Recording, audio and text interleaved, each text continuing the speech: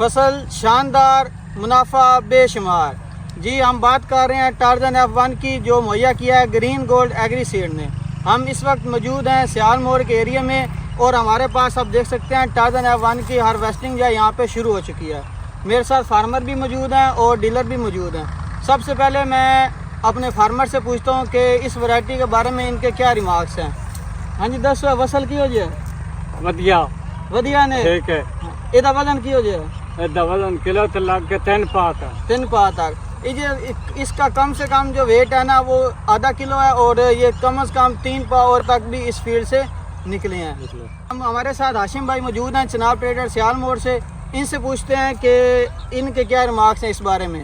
हाशिम भाई दसो की हो जाए प्याज मैं बहुत अच्छा प्याज है ग्रीन गोल्ड का टार्जन F1।